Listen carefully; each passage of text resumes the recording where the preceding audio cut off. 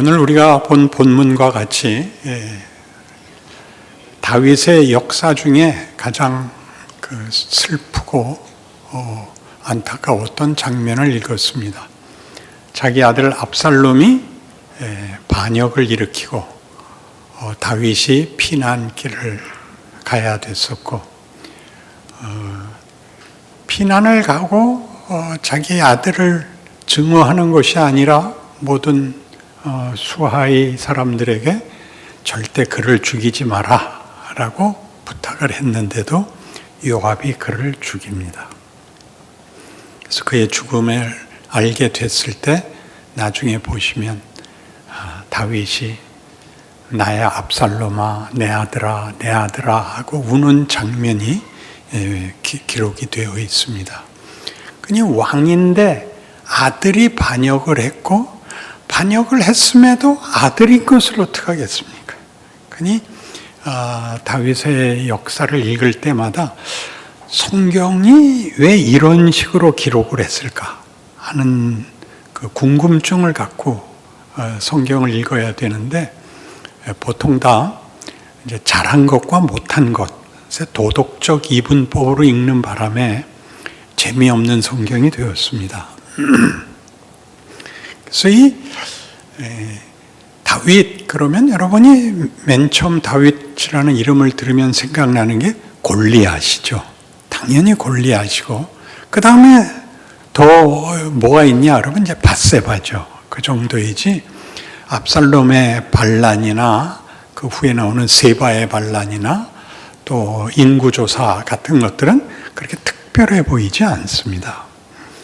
그래서 우리한테 이제 큰 충격으로 골리앗을 잡을 때의 신앙 고백과 밧세바에게 빠졌을 때의 그의 형편이 이렇게 대조적일 수 있을까 하는 게 우리의 궁금증인데, 그 궁금증의 제일 핵심이 뭐냐 하면, 다윗쯤 되면 앞에서 실패를 하고 뒤에 와서 회복을 하고 멋있어져야 맞는데, 앞에다 다 영웅적인 얘기를 해놓고는 뒤로 가면 갈수록 망가지더라 말이죠.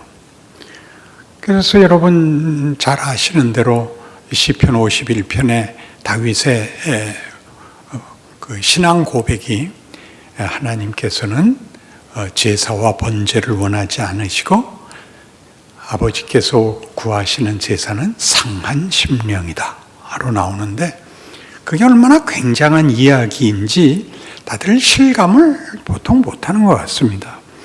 그 죄를 져야 실감을 할까요? 그렇게는 안 되겠죠. 그 죄 짓고 깨우치는 건 참 곤란하죠. 그러나 현실은 다 실패하고 신앙이 큽니다.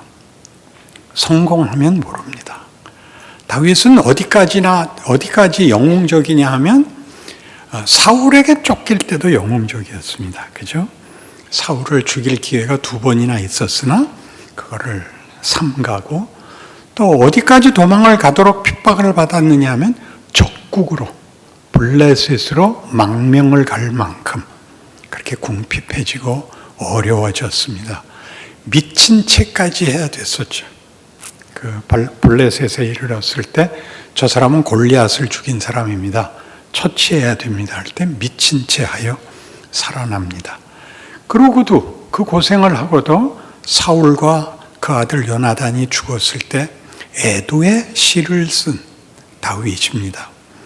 근데 이 다윗이 왜 이런 모습으로 성경엔 기록이 돼 있고 그의 인생을 이렇게 자세히 써야 하는 이유가 무엇일까? 다윗의 그 슬픈 이야기들은 사무엘하 13장에서 20장에 이르도록 이게 곤고한 기록이 있고, 앞에는 사무엘 상에서는 그의 영웅적인 모습이 그려져 있습니다. 그래서 다윗을 얘기할 때 어떻게 이해해야 되느냐 하는 문제에서 우리는 뜻밖의 해결책을, 실마리를 신약 성경에서 보게 됩니다. 신약 성경을 여는 마태복음 1장 1절이 예수를 소개하면서 아브라함과 다윗의 자손 예수 그리스도의 세계라 이렇게 나옵니다. 거기서 세계는 영어로 해서 월드라는 뜻이 아니고 세상의 계보. 그러니까 작게 얘기할 때는 가계라고 얘기하는 것 같이 그런 뜻입니다. 그러니까 예수는 아브라함과 다윗의 후손이라고 얘기를 합니다. 그때 동정녀에게 나셨고 하나님의 아들인데 그 가계에 속할 수 있는가 할 때 그거는 혈연을 얘기하기 위해서가 아니라 그의 정체성을, 예수의 정체성을 이해하기 위해서는 아브라함과 다윗을 알아야 된다. 이렇게 되는 거죠. 그래서 예수는 구원자로 오셨고 그를 믿으면 구원을 얻는다. 우리를 구하러 오신 메시아다 하는 건 다 알지만 그를 왜 성경은 굳이 아브라함과 다윗을 들먹여서까지 소개를 할까? 거기에 믿음과 은혜가 들어있기 때문에 그렇습니다. 로마서 3장으로 가시면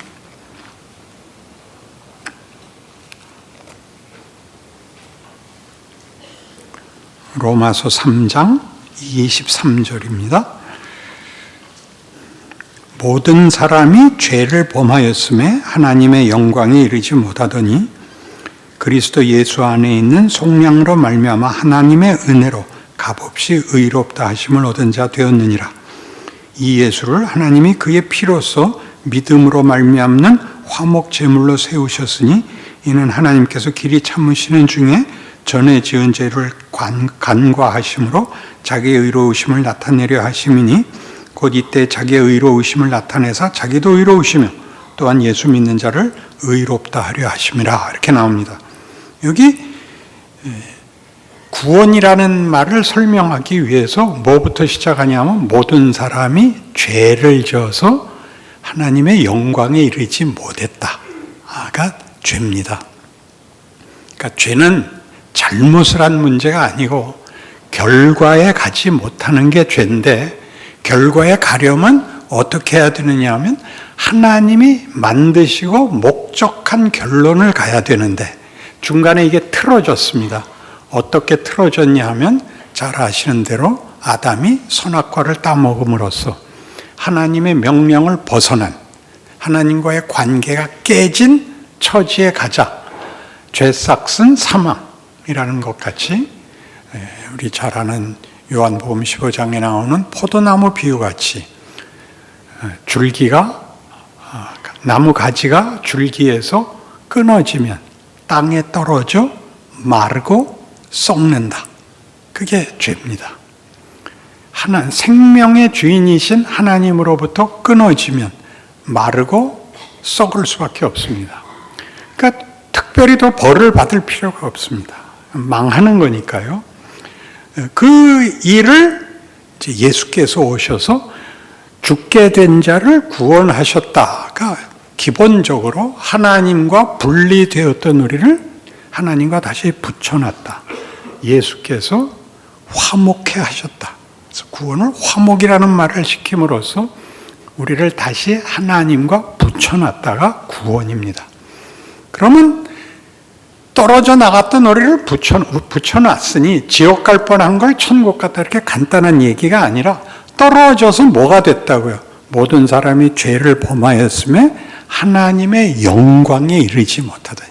영광스러울 수가 없죠. 그럼 다시 붙여놨으니 뭘 하자는 걸까요?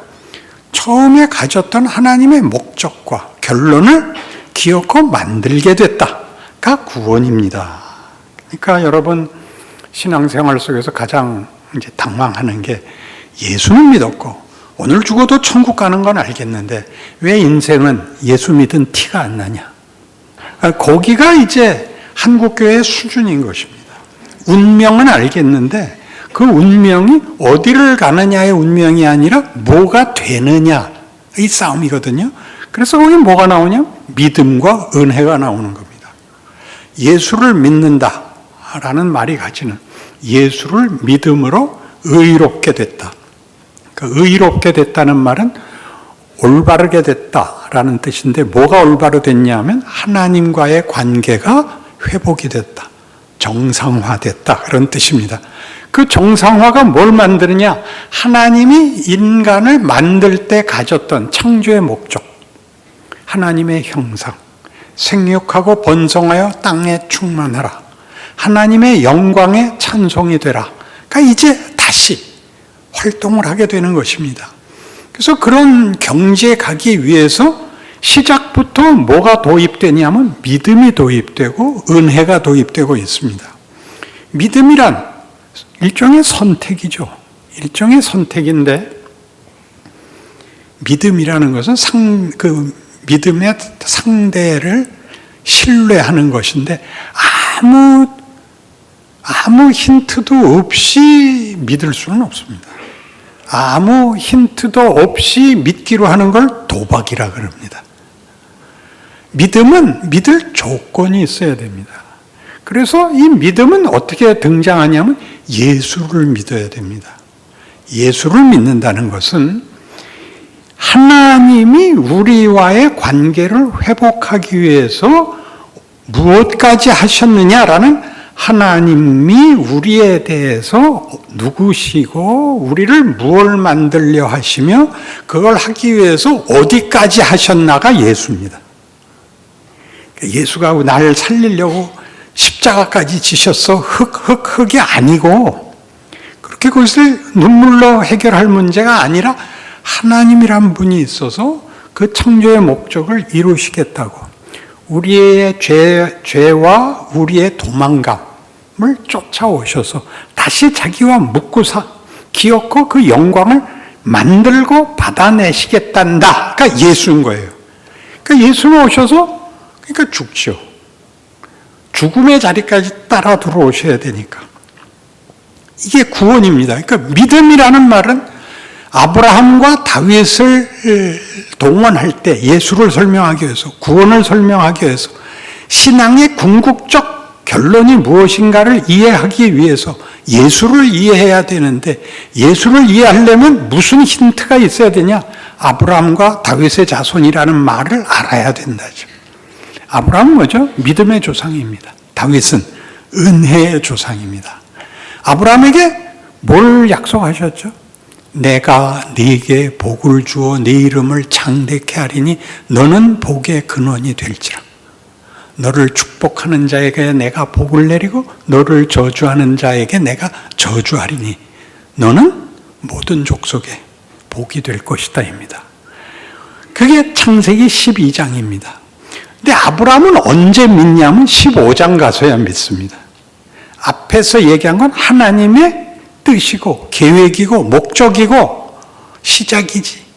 그것을 아브라함이 알아듣는 건 15장에 가서, 15장이 뭐냐면 갈대아 우르를 떠나서 가나안에 들어왔다가 가뭄이 들어서 애굽으로 피난 갔다가 마누라 뺏길까 봐 동생이라고 속였다가 바로에게 뺏겼다가 바로가 꿈에 나타난 하나님께 욕 직사게 먹고 너 왜 거짓말했냐고 데려오는 거 경험하고 돌아와서 가나안 롯과 헤어지고 가나안에 전쟁이 일어나서 쳐들어온 다섯 왕과 가나안에 있던 네 왕의 연합군과 동맹군의 싸움 속에서 롯까지 잡혀간 거를 자기 하인들 데려와서 찾아와서 거기까지 와서야 비로소 하나님을 믿게 됩니다. 15장에 이르러 하나님이 다시 나타나셔서 하늘의 별을 봐라. 얼마나 많으냐? 너 셀 수 있냐? 바다의 모래를 봐라. 너 셀 수 있느냐? 다 네 후손으로 주겠다. 네 후손. 무슨 후손? 복 받는 후손으로 주겠다. 너로 말미암아 그들이 다 복을 받을 것이다. 그래서 22장에 가서 그 사이에 뭐가 있죠? 15장과 22장 사이에 내가 네게 아들을 주겠다. 하나님, 저 99입니다. 말도 안 되는 말씀은 거두어 주시옵소서. 네가 거둬라. 100살에 낳죠. 그게 뭐라 그러죠? 성경에서 이삭을? 그는 창조입니다. 창조의 상징이 되죠. 낳을 수 없는 애를 낳았으니까. 바쳐라가 되죠. 그래서 데리고 가서 모리아산에서 칼 들고 잡으려고 그러는데 됐다. 그리고 하나님 뭐라고 말씀하시냐면 내가 나를 두고 맹세하노니 내가 네게 약속한 것을 꼭 반드시 이루고야 말겠다. 그게 무슨 뜻일까요? 그건 15장에서 했던 얘기고 시작한 12장에서도 했던 얘기인데 22장에 와서 왜 다시 해야 될까요? 거기서는 이 약속이 얼마나 굉장한 것인가, 이 약속이 얼마나 믿을 만한 것인가를 얘기하려는 게 아니라 내가 너희에게 만들려고 하는 것이 무엇인지를 아브라함, 네가 이해한 거기까지 내가 끌고 오겠다. 그러는 거예요. 하나님이 뭘 하겠다는 얘기인지 네가 이제 네 자식을 바쳐. 그렇잖아요. 100살에 얻은 아들을 바치려는 걸 바칠 수 있는 수준에 온 거기까지 하나님이 우리를 데려가겠답니다. 그러면 여기에서 아브라함이 믿음의 조상이라는 것은 충분히 납득이 되는데 다윗은 그럼 왜 등장해야 되냐? 다윗은 시작이 우리로서는 거꾸로 됐죠. 다윗이 앞에서 개판 치다가 뒤에서 이제 예수 믿고 회개해야죠. 개판을 쳐야 회개가 빛이 나는 겁니다.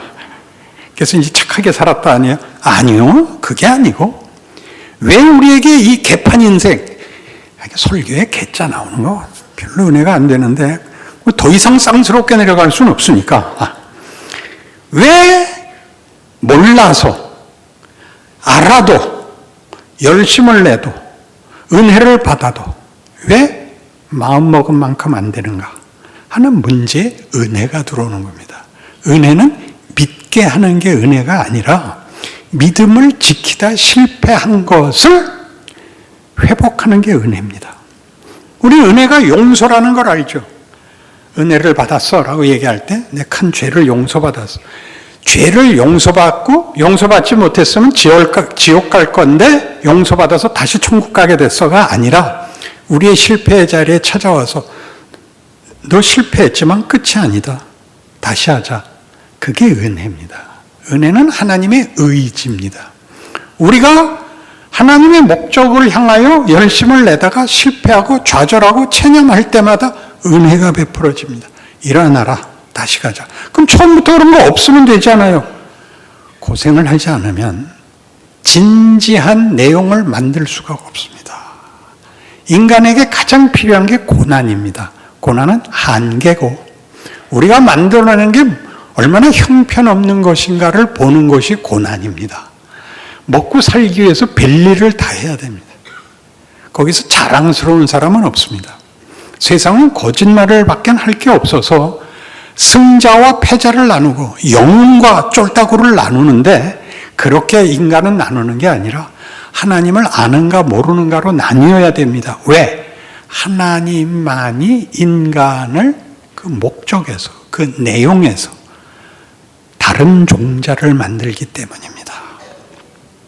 인간이 멋있다는 걸, 명예롭다는 걸, 영광되다는 걸 만드시겠답니다.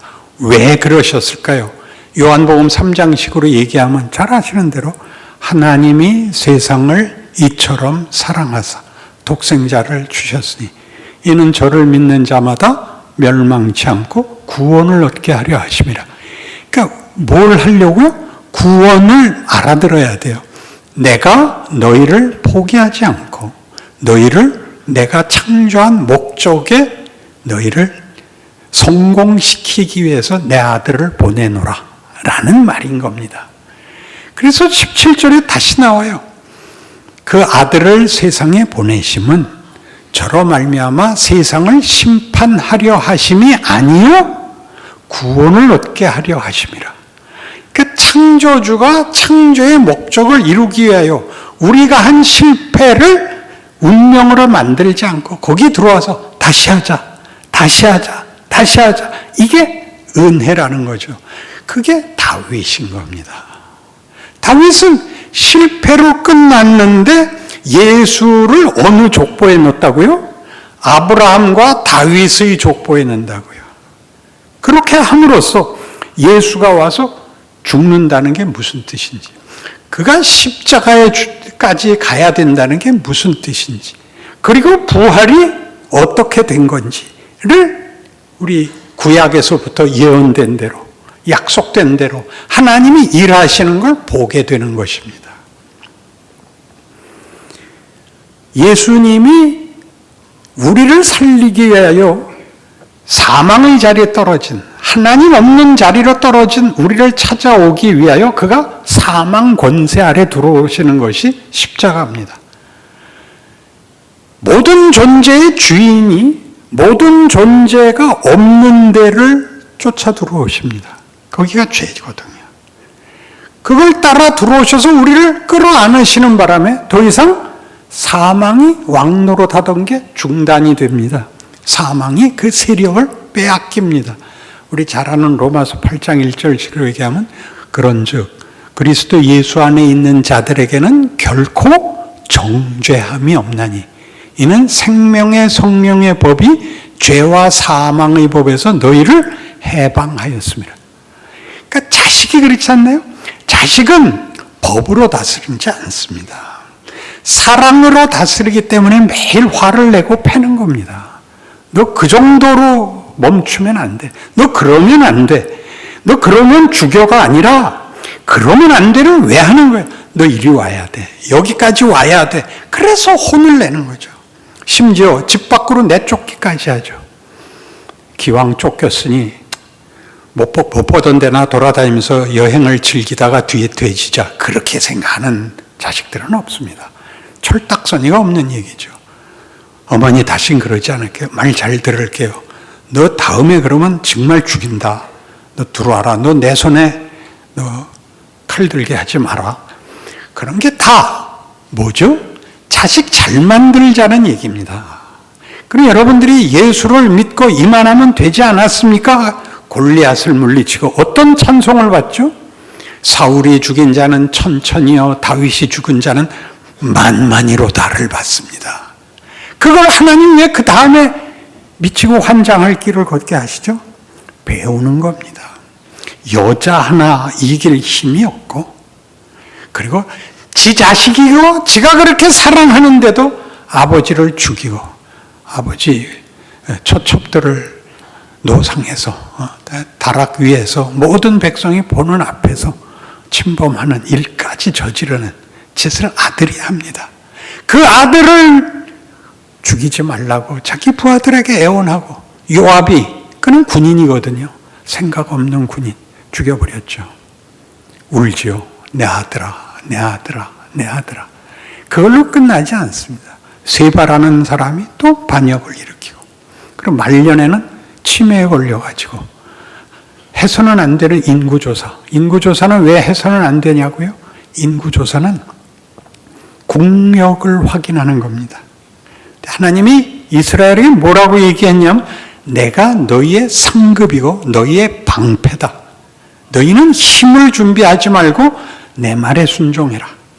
그러니까 우리 보고 우리가 학교 다닐 때 저는 해봐서 아는데 여러분은 모르겠습니다만 아니 어차피 돈 벌자고 하는 공부라면 대학 가지 말고 내가 그냥 나가서 일할게요. 그랬다가 사흘 밤낮을 맞았습니다. 그렇죠? 공부는 지금 석차가 돼버렸지만 공부는 사람 훌륭하게 만드는 최선의 방법이라서 공부를 시키는 겁니다. 최선의 방법. 뭘 만드는? 사람을 사람답게 만드는. 근데 알고 보니까 공부가 그걸 할 수 있는 게 아니라 기독교 신앙만이 그걸 하죠. 인간이 하나님의 형상이라는 걸 가르쳐주고 그 기쁨을 우리에게 소개하고 있습니다.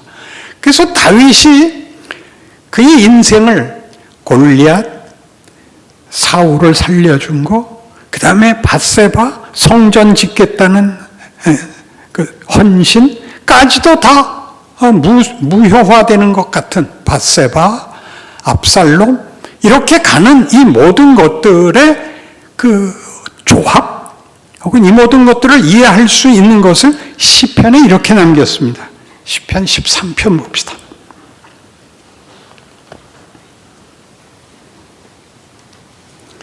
시편 13편. 여호와여 어느 때까지니까 나를 영원히 잊으시나이까. 주의 얼굴을 나에게서 어느 때까지 숨기시겠나이까. 나의 영혼이 번민하고 종일토록 마음에 근심하기를 어느 때까지 하오며 내 원수가 나를 치며 자랑하기를 어느 때까지 하리까. 여호와 내 하나님이여 나를 생각하사 옥립하시고 응답하시고 나의 눈을 밝히소서. 두렵건대 내가 사망의 잠을 잘까 하오며 두렵건대 나의 원수가 이르기를 내가 그를 이겼다 할까 하오며 내가 흔들릴 때 나의 대적들이 기뻐할까 하나이다. 나는 오직 주의 사랑을 의지하였으니 나의 마음은 주의 구원을 기뻐하리이다. 내가 여호와를 찬송하리니 이는 주께서 내게 은덕을 베푸심이니이다. 앞에 여호와의 어느 때까지입니까? 이 처절한 비명을 아시겠죠? 근데 뒤에 슬그머니 나는 하나님만 붙잡고 하나님의 응답을 기다리고 하나님을 찬양하겠습니다. 이렇게 나오는 바람에 처음엔 흔들렸지만 결국은 이런 결론에 왔어가 아니라 여호와여 어느 때까지니까라는 처절한 비명이 어느 상태에서 나오느냐 하면 나는 영원토록 주를 편들겠습니다에 그게 떨어진단 말이죠. 여러분이 잘못했을 때 벌로 떨어지는 것이 아니라 잘하고 있는데 아니 정신이 하나도 없는 현실을 만나게 되는 겁니다. 하나님 도대체 내가 뭘 잘못했습니까? 뭘 잘못했습니까? 그러니까 하나님이 이렇게 얘기하는 거죠. 다윗의 생애를 통해서 하나님이 인간을 영웅을 만들겠다는 게 아니라 인간을 하나님의 자녀라는 영광의 존재로 만들겠답니다. 하나님의 영광의 존재가 뭐죠? 아버지의 뜻에 따르는 겁니다. 아버지의 뜻에 따른다는 게 무슨 뜻이냐면 순종하고 굴복하라는 뜻이 아니라 하나님이 우리를 하나님과 상대하는 관계와 연합의 자리, 하나님과 우리가 관계와 연합의 자리에서 뭘 본문으로 가지겠다고? 그게 사랑과 믿음인 것입니다. 사랑과 믿음은 상대가 있어야 되고 대등해야 됩니다. 존재론적으로는 인간이 창조자와 대등할 수 없지만 관계에서는 그렇답니다. 어머니가 자식을 낳았어. 자식은 평생 어머니가 상전인데 그 보답은 뭘로 나오죠? 그 보답은 어머니보다 뛰어난 게 아니라 어머니의 모든 고생이 헌신이 헛되지 않은 자가 되어야 되는 것이죠. 부모가 제일 바라는 게 뭡니까? 자식이 부모보다 낫다고 칭찬받는 걸 원합니다. 그게 인간으로서 가질 수 있는 최고의 자리일 것입니다.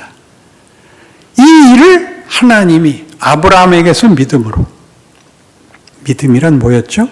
하나님이 믿을 만한 분이다라는 조건을 우리로 알게 하심으로. 그 조건은 언제 생기죠? 우리가 죄인일 때 그 조건이 성립이 되죠. 로마서 5장 8절식으로 우리가 원수 되었을 때 그리스도께서 우리를 위하여 죽으심으로 우리에 대한 하나님의 사랑을 확증하셨느니라. 시제가 달라요. 우리가 예수의 필요를 모를 때, 우리가 뭐가 문제인지 모를 때 하나님이 그 아들을 보내서 그 아들이 우리에게 왜 필요한지, 그 아들을 보낸 하나님이 나에 대해서 무엇을 그렇게 애타하고 목적하는지를 먼저 내놓는 겁니다. 우리가 죽였죠. 부활하사 우리를 깨우치십니다. 그래서 우리의 신자라는 인생이 갖는 가장 높은 덕목이 뭐냐 하면 믿음과 은혜가 만들어내야 되는 인간의 최고의 경지, 관계에 있어서 사랑과 믿음을 나눌 수 있는 경지에 가는 것을 성경이 요구하고 있습니다.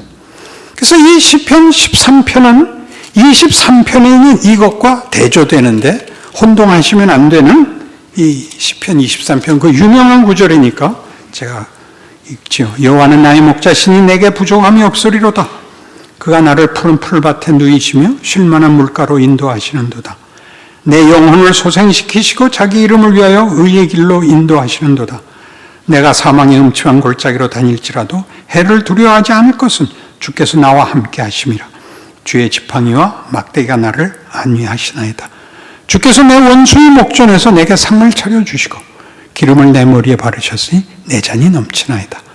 내 평생의 선하심과 인자하심이 반드시 나를 따르리니 내가 여호와의 집에 영원히 거하리로다. 그러니까 여기서 이 23장은 만족한 만족한 기도를 드리는 게 아닙니다. 만족한 기도를 드리는 게 아니라 우리 인생에 경험되는 어떤 경우도 하나님의 뜻과 다른 제외되는 것이 없답니다. 같은 로마서 8장에 나오는 얘기지만 하나님을 사랑하는 자, 곧 그 뜻대로 부르심을 입은 자들에게는 모든 것이 합력하여 선을 이루느니라. 이런 말씀들이 그것이 하나의 사건 정도가 아니라 하나님의 찾아오심, 하나님의 돌보심, 하나님의 도전 같은 것들인 것입니다. 거기서 우리가 큽니다. 그 믿음을 지키기 위해서 다 성공해야 된다고 생각하는 우리에게 실패가 있다고 지금 13편에서도 했고 23편에서도 내가 사망의 음침한 골짜기로 갈 수밖에 없는 실패가 합력하여 선을 이룬다는 것은 무슨 뜻일까요? 그 모든 게 우리를 죽이지 못합니다. 우리의 실패, 우리의 절망, 우리의 포기는 있을 수 있지만 하나님은 그때 은혜를 베푸신답니다. 그 은혜는 죄를 용서하는 게 아니라 여기가 끝이 아니다. 네가 포기한 데가 끝이 아니다.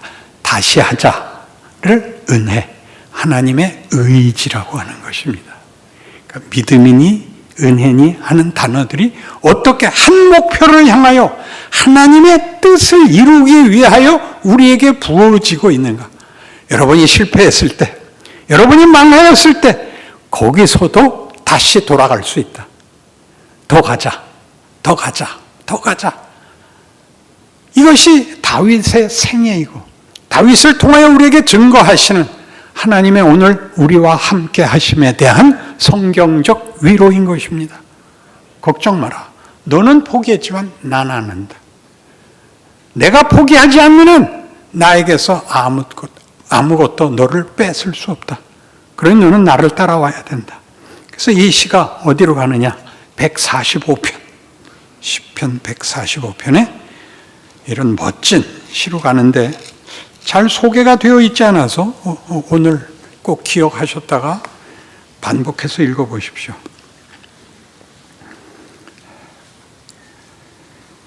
왕이신 나의 하나님이여, 내가 주를 높이고 영원히 주의 이름을 송축하리이다. 내가 날마다 주를 송축하며 영원히 주의 이름을 송축하리이다. 여호와는 위대하시니 그 크게 찬양할 것이라. 그의 위대하심을 측량치 못하리로다. 대대로 주께서 행하시는 일을 크게 찬양하며 주의 능한 일을 선포하리로다. 주의 존귀하고 영광스러운 위엄과 주의 기이한 일들을 나는 작은 소리로 읊조리리이다. 집에 가서 나머지는 보세요. 여기 이 5절 주의 존귀하고 영광스러운 위엄과 주의 기이한 일들을 나는 작은 소리로 읊조리리이다. 이게 뭐하고 딱 대조가 되느냐면 골리앗 네 이놈, 네가 감히 우리가 믿는 여호와에게 못쓸 말을 해? 너 이 새끼 너 칼 창 다 들고 덤벼. 넌 이거 하나면 좋게.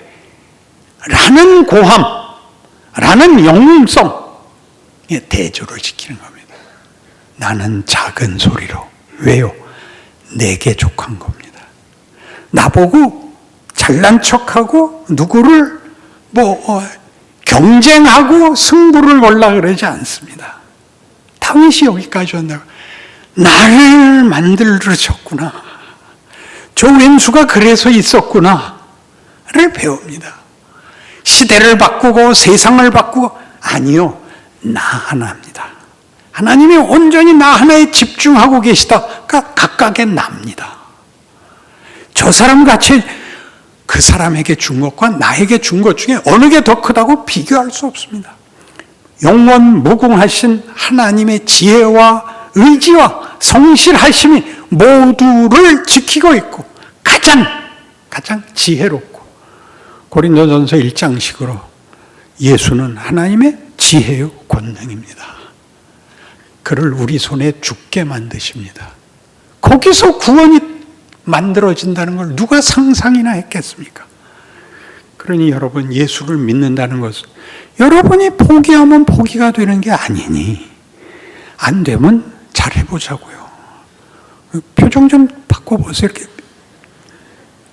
전기가 들어오게 반짝 좀 해보세요. 늘 와서 졸다가, 우리 교회 와서 졸다 간다는 건 치명적인 거예요. 하나님이 일하신다는 것이 얼마나 명명백백한 성경의 증언이요, 세상의 증언이요, 나 자신에게 증언인가를 보세요. 포기할 수가 없어요. 포기할 수가. 주께서 원하시는 제사는 상한 심령이다. 아무짝에 쓸모없고 최악의 자리에 빠져 있을 때도 그것을 받아주는 하나님. 그거 괜찮다. 그걸로 알아. 너는 내게 귀한 자식이다. 탕자가 돌아오자 뭐라 그래요? 얘들아, 잔치상 차려라. 소 잡아라. 돼지 잡아라. 그게 하나님이 우리를 대하시는, 우리를 취급하시는, 우리에게 주시는 점수 대접입니다. 여러분의 신앙 인생에 어떤 것들도, 어떤 슬픔과 어려움도 이 하나님의 약속을 이길 수 없다는 것을 기억하시는 신년이 되시기 바랍니다. 기도하십시다. 하나님 아버지, 하나님의 위대하심은 우리를 향한 그 사랑과 우리를 향한 권능에서 드러납니다. 이 못나고 하잘것없다고 생각하는 우리에게 그렇지 않다. 너는 내게 가장 귀하다. 너 하나는 온 세상보다 귀하다. 내가 네게 복을 주어 너를 위대케 하고 너를 영광스럽게 하고 너를 찬송하게 할 것이니 제발 정신 차려 잘 쫓아오너라. 지금 그리 말씀하고 계십니다. 우리로 순종할 믿음과 주의 약속을 붙잡고 승리할 믿음을 주옵소서. 넘어지면 다시 일어나게 하시고 찬송으로 화답하는 우리의 말년이 되게 하옵소서. 예수님 이름으로 기도합니다. 아멘.